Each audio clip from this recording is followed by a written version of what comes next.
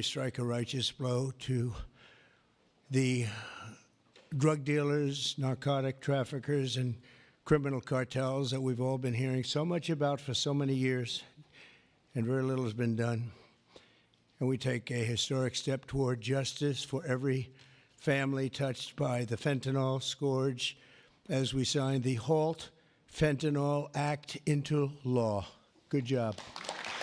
Good job.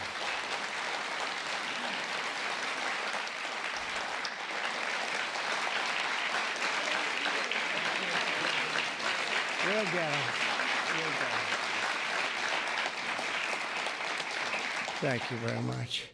With this bill, we are officially and permanently classifying all fentanyl-related substances as Schedule I narcotics, which is actually a very big deal.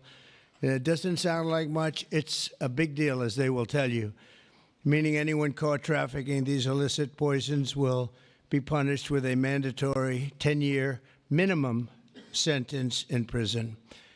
We'll be getting the drug dealers, pushers, and peddlers off our street, and we will not rest until we have ended the drug overdose epidemic. And it's been getting a little bit better, but it's horrible. It's horrible.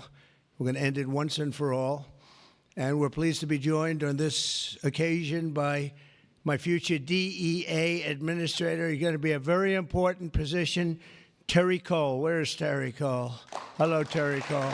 I hope you're as good as they say, Terry. I hope you're as good as Glenn Youngkin says, because it was his recommendation that got you this job. You better do a good job, or I'm blaming Glenn. Glenn, I'm going to blame you if he's no good.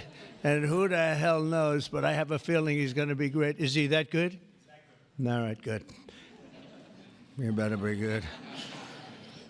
But it was really, Glenn has had tremendous experience with Terry, and he said he's fantastic. He did the job like nobody that you've seen, and we take your word for it. Thank you very much, Glenn. So 6 months ago, we came into office and inherited the worst drug crisis in American history by far. They did nothing. For 4 long years, Joe Biden surrendered our borders to the most evil and vicious traffickers, networks, and everything else on the planet Earth, allowing foreign drug cartels to carve out a massive footprint on American soil. We were doing nothing. This open borders nightmare flooded our country with fentanyl and with people that shouldn't be here, some of the worst people on earth. And illicit drugs decimated American communities and left us with the largest law enforcement challenge in our country's history, and hopefully will always be the largest. I can't imagine anything being worse. They allowed millions and millions of criminals into our country, 11,888 murders, 50% of whom murdered more than one person. On day one of the Trump administration, we declared an all-out war on the dealers, smugglers, traffickers, and cartels. Within moments of taking office, I deployed the U.S. military to our border and unleashed the patriots of ICE and Border Patrol to defend our country from an invasion. This was an invasion. This wasn't people coming in. This was an invasion of our country, allowed to happen by people either that didn't care or were just stupid people, stupid people. I also designated the Mexican drug cartels as foreign terrorist organizations.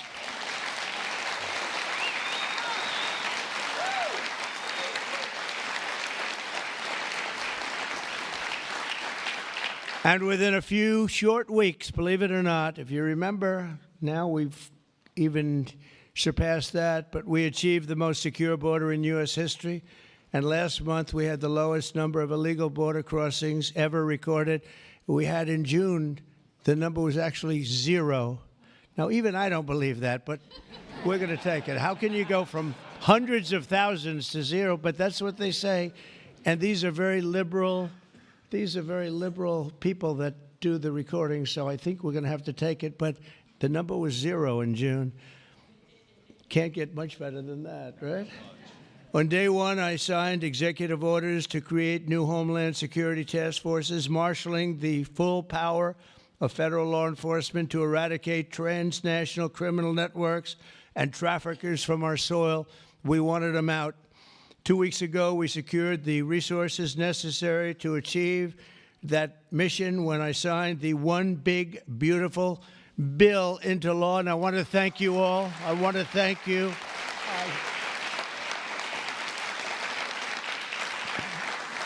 I want to thank you all. You did a great job. And you could go point after point how good it is. You know, they have just a hit against that. It's one of the biggest tax cuts in history, really the biggest everything in history. We have things in terms of security, in terms of securing our country, taking care of our police officers, law enforcement, our ICE and Border Patrol patriots. I call them patriots because that's what they are. These are strong people, tough people that love our country. If they weren't tough, they wouldn't survive. But we do more for the country in that bill, I think, than just about any bill that's been passed. And now with the signing of the HALT Fentanyl Act, in just a few moments, we are delivering another defeat for the savage drug smugglers and criminals and the cartels who have a tremendous amount to say about Mexico. If you want to be nice about it, I'm trying to be nice about it. They have very strong controls over Mexico, and we have to do something about that. Can't let that happen. The Mexican authorities are petrified. They're petrified to show up at their office. They're petrified to go to work because the cartels have a tremendous grip on Mexico and the politicians and the people that get elected. For years, the monsters who manufacture illicit fentanyl have sought to skirt legal restrictions by making minor variations of the chemical compound, and in the process, they've developed even more toxic versions of the drug. One common variant, known as carfentanil, it's becoming more and more common. It's 100 times more potent than the original version of fentanyl. Can you imagine? Look at what you have to suffer with the original. I mean, this is 100 times more potent, and it's happening stronger, more and more dangerous. And as you know, and I have a very good relationship with President Xi of China, but I imposed a 20% tariff on China because of the fentanyl, and I call it a penalty. It's a penalty because China delivers much of the fentanyl. Some people would say all of it. They deliver it into Mexico and even into our own country. We have a 20%, so they pay billions of dollars in damages for what they've done. And I think we're going to work it out so that China is going to end up going from that to giving the death penalty to the people that create this fentanyl and send it into our country, whether it's through other countries or directly. I believe that we would have had that deal a long time ago. I shook hands with them, and then we had a rigged election, and we had somebody else come in, and they didn't know anything about a deal for the death penalty. The death penalty is going to be imposed on people from China that make fentanyl and send it into our country. I believe that's going to happen soon. But as of today, all fentanyl-related substances will be banned forever, and those who traffic in these deadly poisons will be put behind bars for a very long period of time.